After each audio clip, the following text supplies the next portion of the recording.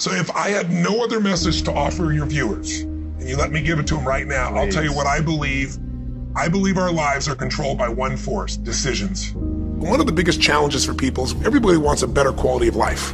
Everybody wants life to be greater, but almost all of us get stuck at times where something stops us, something prevents us from doing something that we really are capable of doing. Whether it's turning around our body or shifting a relationship or turning around our finances or maybe just being happy and fulfilled at a different level, we get stuck with a belief of how we're not supposed to be, what we're not supposed to do, what people won't accept, what we're not capable of. Or maybe we get stuck in an emotional pattern of just being pissed off or frustrated or worried or sad or overwhelmed. Sometimes we get stuck, not so much in anything, but some habits of doing things a certain way. And what a breakthrough simply is that moment in time where there's an opening. And the opening can come from a conversation. It can come from meeting somebody that inspires you. It can come from an insight. It can come from watching a movie and being moved emotionally at just that right moment. It usually comes because something kind of clicked inside of us. Something snapped us and made us look at life through a different filter, in a different way. And it's a real breakthrough because you take that little insight, that little distinction, that little moment, or maybe that little or big emotion inside of you that says, no more, I'm going to change this. And suddenly you do something to make your life better. You break out of the impossibility of life has to be this way or life is controlling me, and you start to take back control of your life. You start to make the shift that creates the quality of life that you really deserve.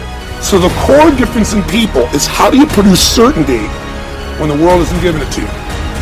You go out and you try, in your case, if you're 100,000 in debt and nothing's working, how do you keep yourself going? The way you did it, the way I did it, the way you're doing it, we may not have done it consciously, is we didn't change our potential, that was there. And it wasn't even taking more action. Taking more action with a belief it's not going to work, it's not going to change anything. We got results in our head that made us feel certain as if it had already happened. True or false for you? True. Right. So give me an example so people know I'm not just making this crap up. Well, just like when I had nothing, I already knew I was driving like Ferraris and Porsches and stuff because I always wanted those cars. I already knew I was going to have them. It was inevitable. Right. That was just my inevitable outcome. But how did you do that? Did you have a ritual? Did you think about it regularly? Was it one time you thought about it, or was it something you had an obsession towards?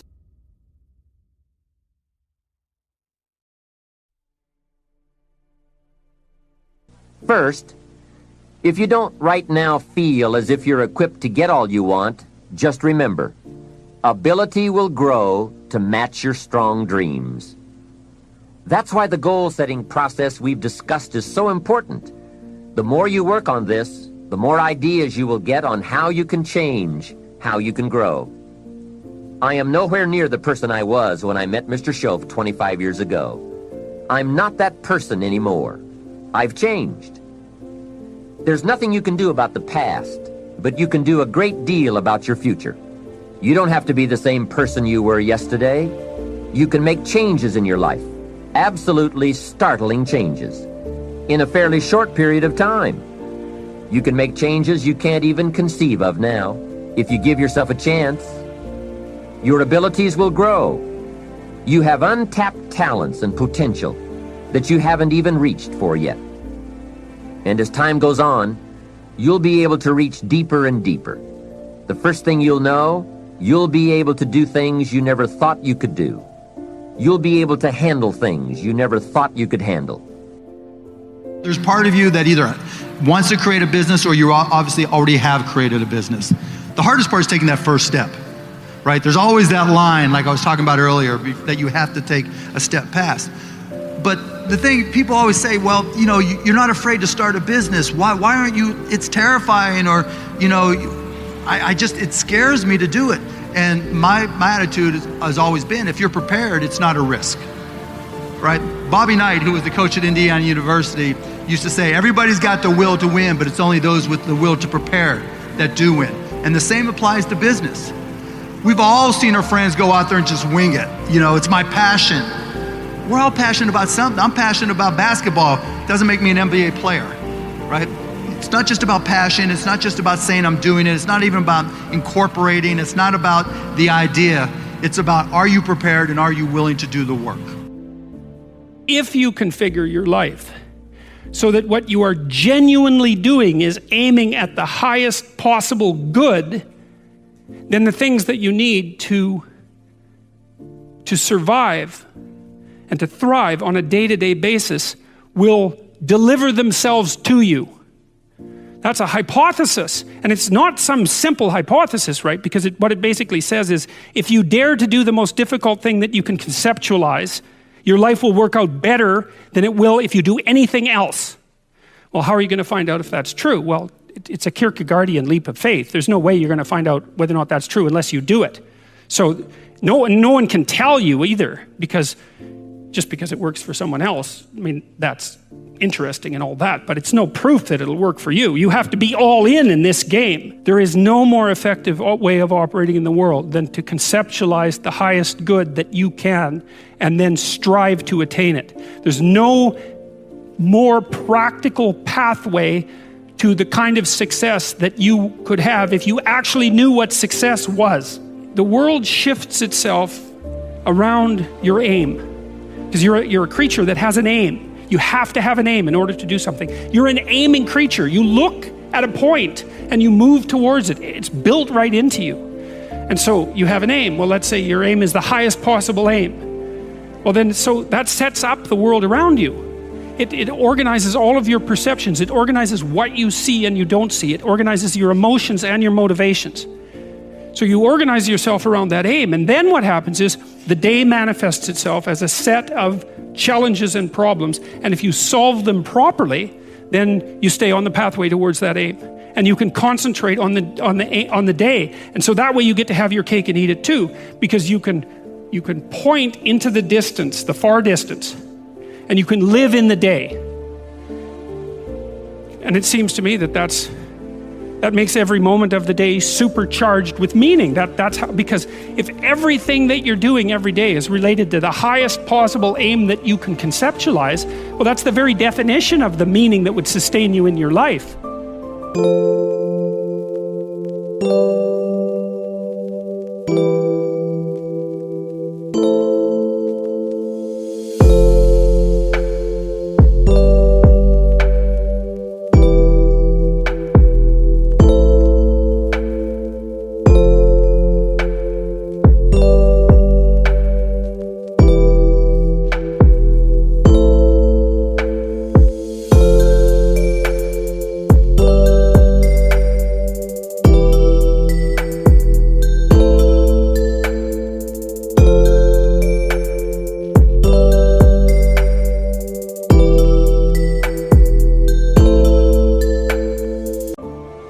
I think that the common thread, and I would imagine with all your guests, they share this in common, is that they are lifelong learners.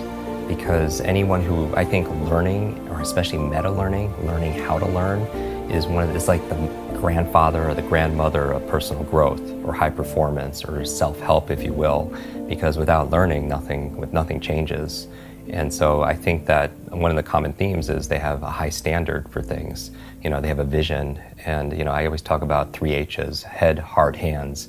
That you could visualize things with your head, and set goals and outcomes and KPIs or affirmations. But if you're not acting with your hands, something is missing. And I think the second H, the heart, and having the motivation or drive, the emotion to be able to achieve those things, because we're not always logical, right? But we're biological. Dopamine, oxytocin, serotonin, endorphins. I mean, we do things.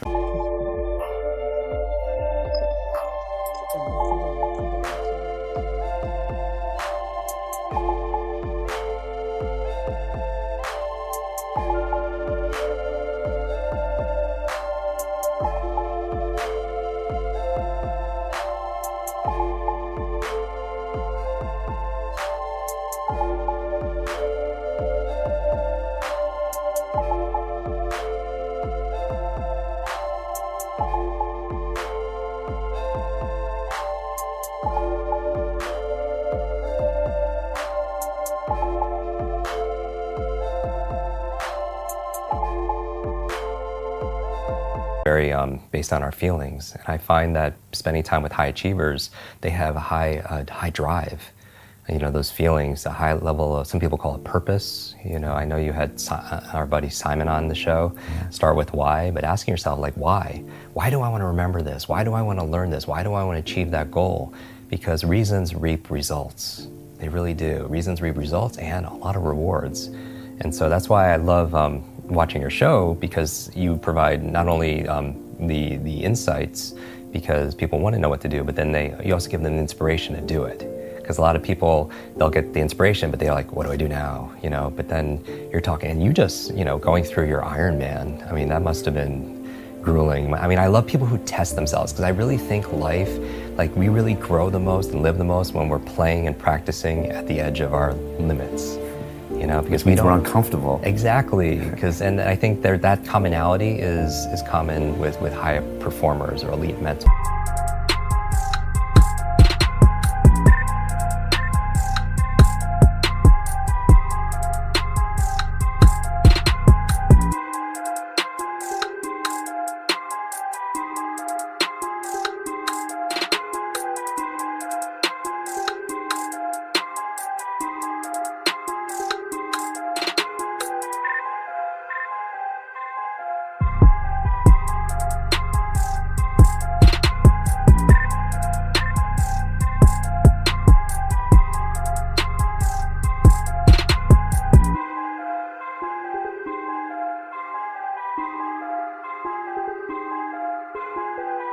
Performers or athletes or actors or traders or educators or philanthropists, they're at that level, whether it's, and that another one, Jane Goodall, like here, another London, here in the UK, whether it's genius here in their heart.